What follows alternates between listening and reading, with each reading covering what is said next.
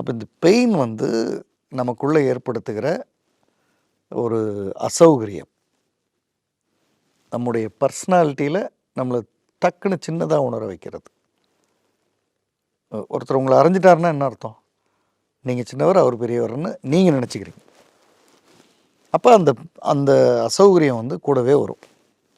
எது வர வரும்னா, நீங்கள் பெரியவராக வளர்ந்து ரொம்ப பெரியவராக வளரும்போது உங்களுக்கு என்னது, அவன் ஏதோ அரைஞ்சான் அதை போய் அப்படின்னு தான் தோணும். அது பெரிய விஷயமா தோணாது. இப்போது அவர்கிட்டருந்து விலகி வந்து நீங்கள் இன்னும் பெரிய உயரங்களை தொடலை. அதனால் அவர் ஏற்படுத்துக்கின அசௌகரியம் வந்து இன்னமும் உங்களுக்கு அந்த நெறிஞ்சி முள்ளாக குத்திக்கிட்டே இருக்குன்னுவாங்களே, அது செஞ்சிகிட்டே இருக்கு. அப்போ பெரிய உயரங்களை ஏன் தொடலை? பெரிய உயரங்கள்னால் என்ன சார்? கடைசியாக இப்போ ஒரு 5 வருடம்னு வச்சுக்கோமே அவங்க பிரிஞ்சதுன்னு. இந்த 5 வருடத்தில் என்ன புதுசாக படிச்சிங்க? ஒன்றும் படிக்கலை. புதியதாக என்ன ஒரு ஸ்கில்லை டெவலப் பண்ணீங்க? ஒன்றும் பண்ணலை.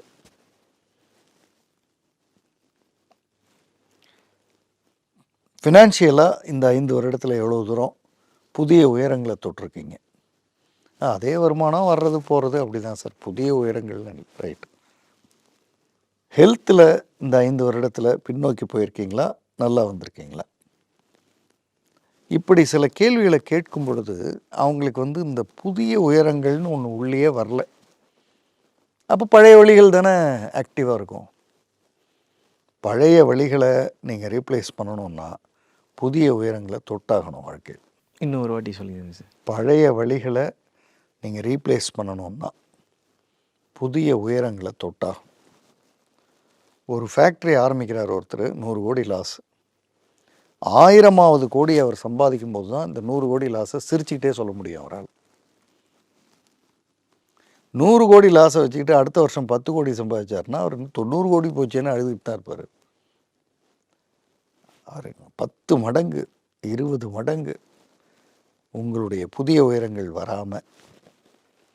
அவர் ஒருத்தர் என்னை ஏமாத்தினார் சார், அவர் அங்கேயும் ஒரு கல்யாணம் பண்ணிட்டார் சார், அப்புறம் அவர்தும் இப்படி ஆகி போச்சு சார்னா அந்த எதமோ ஒன்று நடந்ததில்லை, அதுக்கு மேலே நீங்கள் வளரவே இல்லை, நீங்கள் அங்கேயே இருக்கீங்க.